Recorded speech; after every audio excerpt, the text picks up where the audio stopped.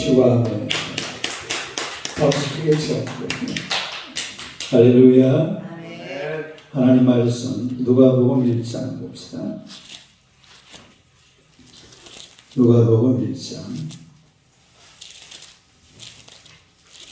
오늘부터 이제 누가복음 처음으로 하는 겁니다. 지난주까지 우리 창세기 끝냈죠. 우리 한명호 권사님은 딱 처음부터 시간. 할렐루야. 1장 1절에서 4절까지 봅시다. 1절에서 4절. 다 같이 읽겠습니다. 우리 중에 이루어진 사실에 대하여 처음부터 목격자의 말씀에 일꾼된 자들이 전하여준 그대로 내리는 것을 알고 부설된 사람이 많은지라. 그 모든 일을 그날부터 자세히 미루어 살핀 나도 대원을 각하여 차례로 써먹는 것이 좋은 줄 알았노니 이는 각하가 알고 있는 바를 더 확실하게 하려 함이로라. 할렐루야. 인사하겠습니다. 오늘도 참으로 좋은 날입니다. 좋은 일이 일어날 줄로 믿습니다. 할렐루야. 우리 오늘 한명호 권사님을 처음 모셨어요. 우리 박수로 크게 할렐루야. 새벽기도 멤버 한 번 더 늘었습니다. 오늘은 우리 요 페이퍼 나눠준 거 있죠? 이게 오늘 설교입니다. 제목 한번 읽어보세요. 누가복음 서론.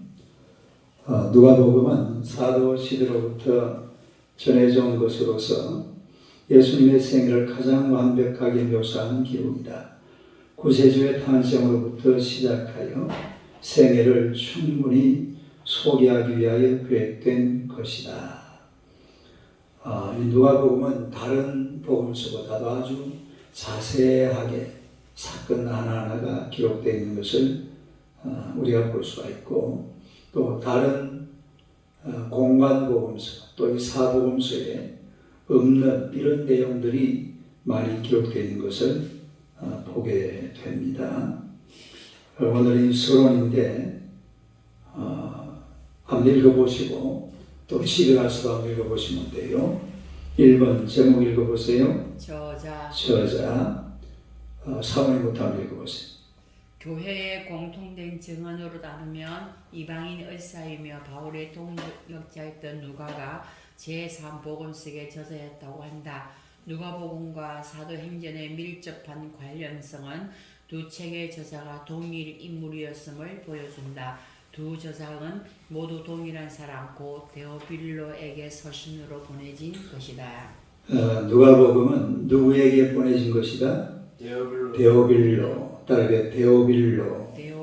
그래서 이 데오빌로라는 사람에게 보내진 서신이 누가복음과 그리고 사도행전이에요. 누가복음과 뭐라고? 사도행전. 그래서 누가복음과 사도행전은 같은 저자가 쓴 책이다. 그렇게 결론을 내리고 있습니다. 그 다음에 제가 한번 볼게요. 마가복음과 사도행전에는 전문적인 의학 용어가 풍부하게 나타나고 있다. 누가는 직업이 뭐라고 그랬어요? 의사입니다. 의사. 따라서 의사. 그래서 우리가 사도행전 28장 한번 해봐요. 사도행전 28장. 사도행전 28장 8절 9절 봅시다. 사도행전 28장 8절 9절 8절 9절 한번 읽어봅니다. 8절 9절 시작. 보블류의 불신이 열병과 의질에 걸려 누워있거늘 바울이 들어가서 기도하고 그에게 안수하여 낫게 하며 이러므로 성 가운데 다른 병든 사람들이 와서 고침을 받고 그랬죠. 누가가 직업이 뭐라고 그랬어요? 의사거든요. 그거 보면은 낫게 하네.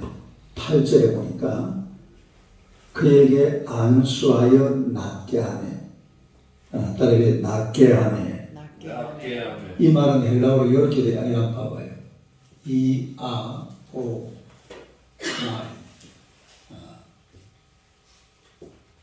이아오마이 따라요. 이아오마이.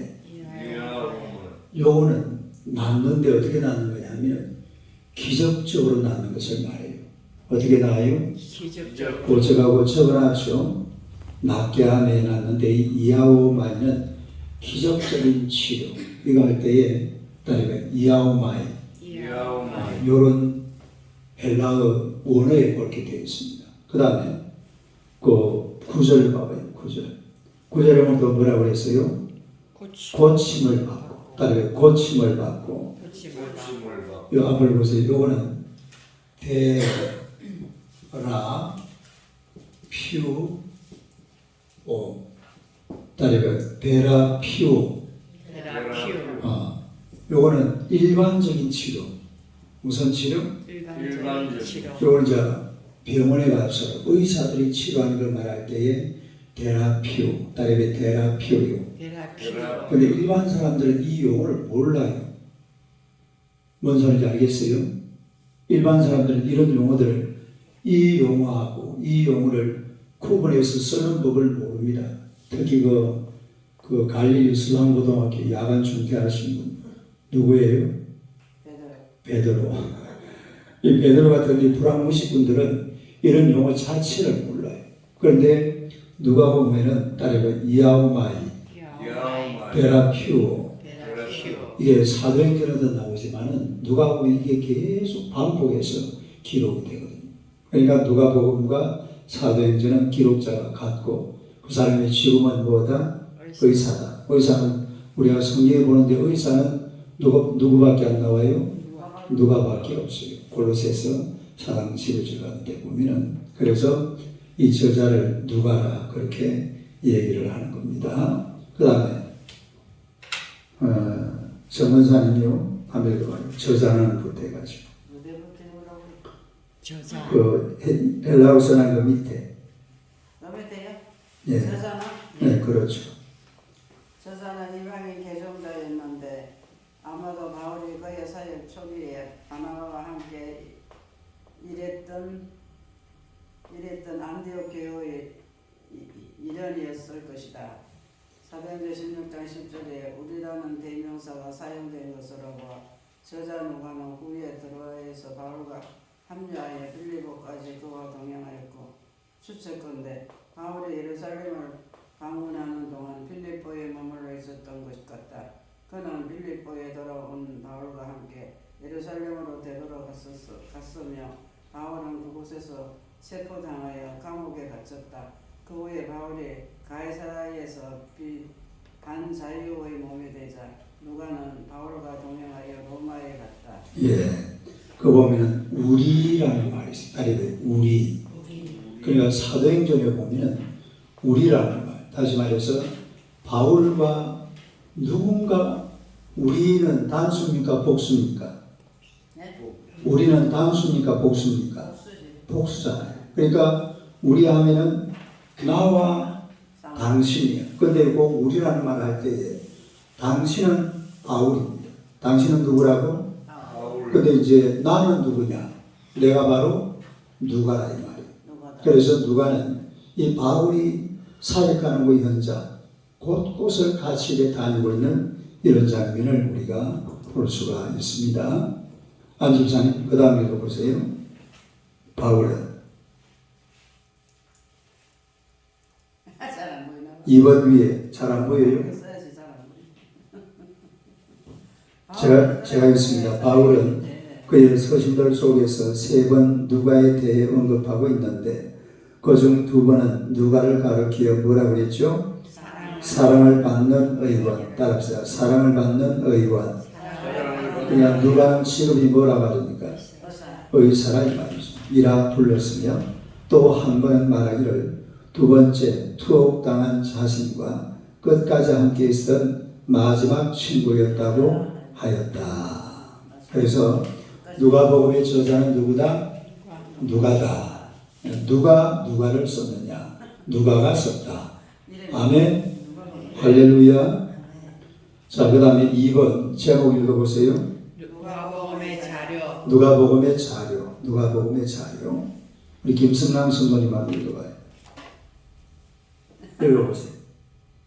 마태복음과 마가복음의 내용과 일상은 누가복음이 대부분 사도들이 예수님의 생애에 대한 가르침에서 유래되었을 것이다. 널리 인정받고 있는 견해에 따르면 누가는 마태와 마찬가지로 마가복음과 특별한 강화 자료를 이용했다고 한다. 누가 자신의 증거에 의하면 그가 다른 기록들에 대해 알고 있었음이 분명하다.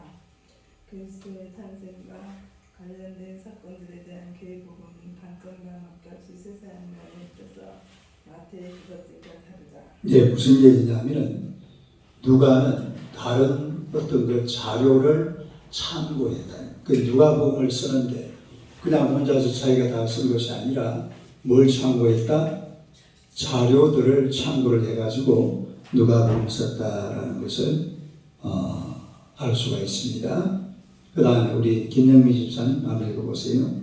그는 예수님의 비유들을 더 많이 수록하고 비유 각 등장인물들을 크게 강조하고 있다.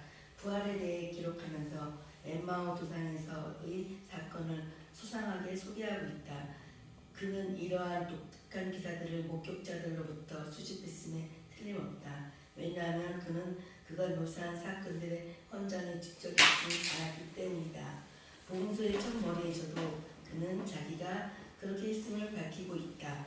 또한 그는 후에 자기에게 증거를 적용해준 사람들을 언급한다. 예수님의 어머니 마리아는 복음서의 처음 2장의 내용을 제공해 주었을 것이다. 예, 이게 무슨 얘기냐면은 요새 말로 하면 인터뷰하는 인터뷰. 따르게 인터뷰. 그러니까 누가복음에 보면은 그 예수님의 탄생 기사가 굉장히 자세하게 나와 있거든요. 그러니까 아마 누가가 마리아를 만나서 뭘 했을 것이다. 물론 누가 여러분 그렇다라는 게 아니고 신학자들이 추측하는 거예요. 뭐 그거 안 봤으니까 모르죠 사실은. 이미 성경은 쓰여져 있는데 어떻게 쓰여졌느냐 하는 것을 찾아보니까 누가가 다니면서 이런 사람 저런 사람 인터뷰도 하고 특별히 마리아에게도 인터뷰하고 또 엠마오 상으로 가던 두 제자 엠마오 두 제자라는 얘기가 다른 복음서에 나와야 안 나와요?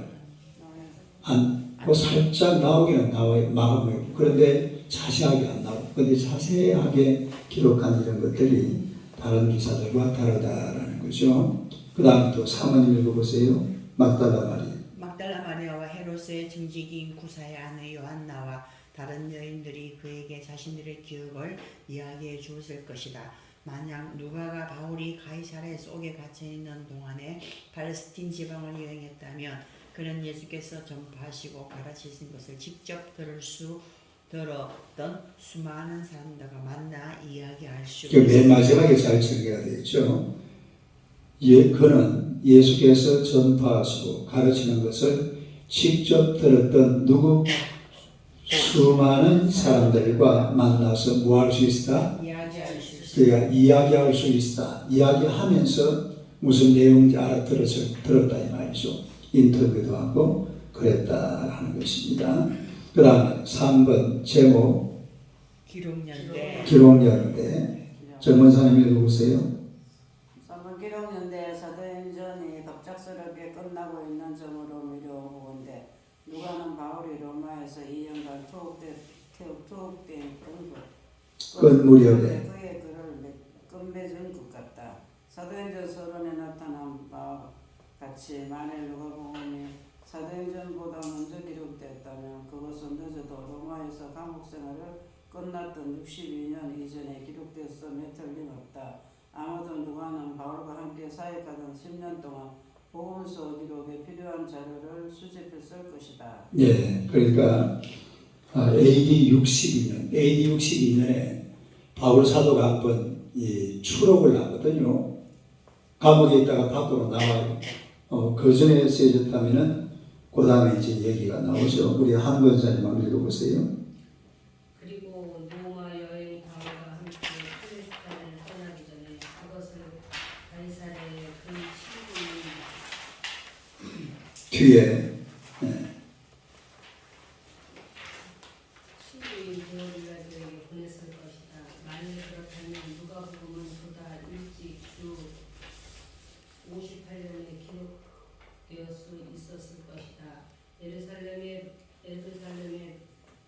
포위와 함락에 대한 암시를 근거로 일부 사람들은 누가복음이 틀림없이 70년에 있었던 예루살렘 멸망 이후에 기록되었을 것이라고 주장하였다.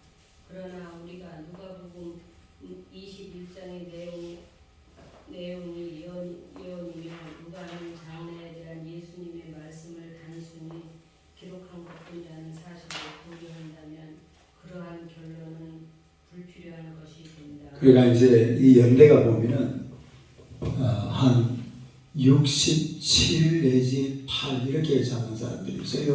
그리고 58년. 근데 67, 8 잡는 사람들은 왜 그렇게 잡냐면 예루살렘이 멸망하던 때, 그때가 몇 년이에요? AD 70년이거든. 근데 사실은 누가복음 21장에 나오는 예루살렘의 멸망에 관한 거는 예언입니다. 예언. 따르면 예언. 그 예언은 어떤 게 예언이에요? 미래에 되었을 거죠.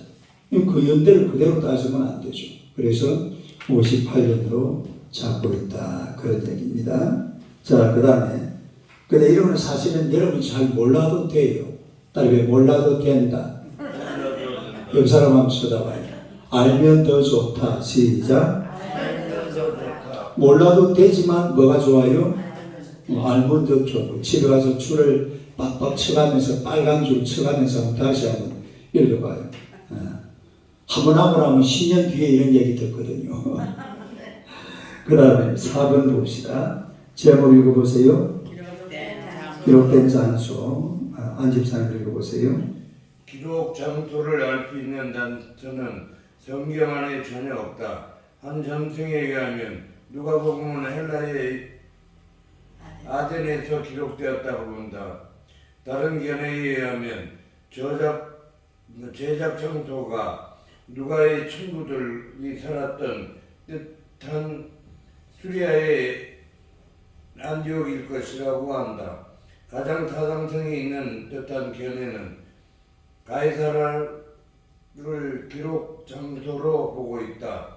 그러나 누가복음을 가이사라가 아니라면 로마에서 완성되어 데오빌로에게 보내졌을 것이다. 예, 이제 요즘 많이 취집하는 그게 바로 가이사랴입니다. 가이사랴.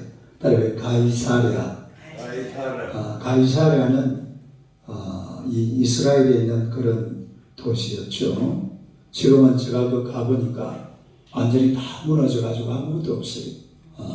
그러나 그곳에서 또 우리 누가복음을 썼을 것이다. 그렇게 추측을, 이거 전부 다 사실은 여기는 추측이 많아요. 그러나 여러 가지 많은 증거들도 많이 있는 것을 보게 되죠.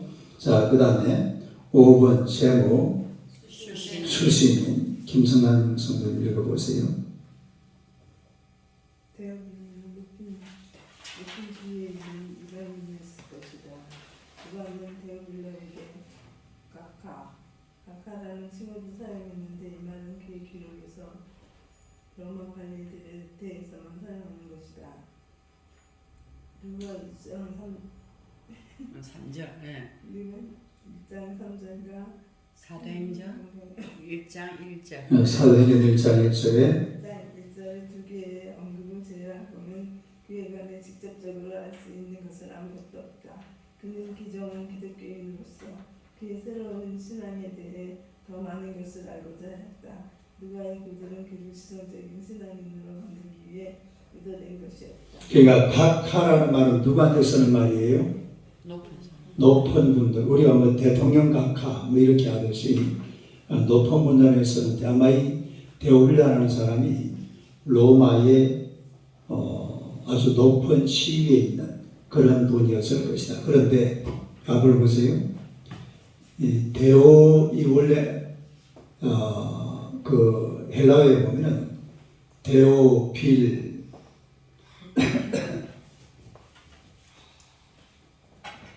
데오빌레 이렇게 되어 있거든요.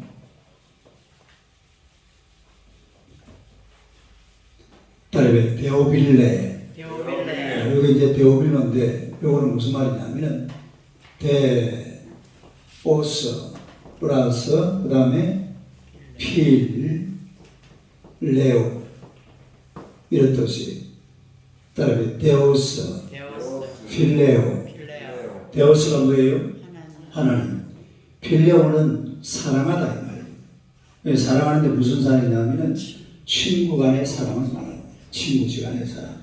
필레오. 따라해 필레오. 필레오. 그래서 데오스 필레오. 이 말은 데오빌레는 하나님을 사랑하는 자, 또 하나님의 사랑을 받는 자. 할렐루야. 그런 뜻을 가지고 있습니다. 그러니까 이 사람이 아마 돌아온 로마 고관 대작 중에 한 분이었을 거예요. 근데 이분이 예수 그리스도에 대해서 좀 더 상세하게 알기를 원해서 그분에게 쓴 편지가 바로 누가복음이다. 그리고 사도행전이다. 그런 뜻입니다. 한번 읽어봐요. 데오빌레 시작. 데오빌레. 그 다음에 데오스. 그 다음에 필레오. 제가 항상 이렇게 쓰잖아요. 이렇게.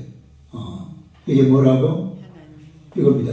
데오스. 따르게 데오스. 데오스로 쓸 때 제가 번데기 형식으로 한 번씩 씁니다. 그런 뜻을 가지고 있어요. 그 부분 그렇게 적어놔 한번 봐봐요. 데오빌레는 그 다음에 읽어봐. 시작. 데오스 하나님 플러스 필레오 사랑하다의 합성어이다. 하나님을 사랑하는 자, 하나님께 사랑받는 자라는 뜻이다. 그 다음에 6번째 6번 제목 읽어보세요. 생애의 전개. 김현민 집사님. 누가복음은 활동 사진같이 예수님의 생애를 펼쳐 보이고 있다.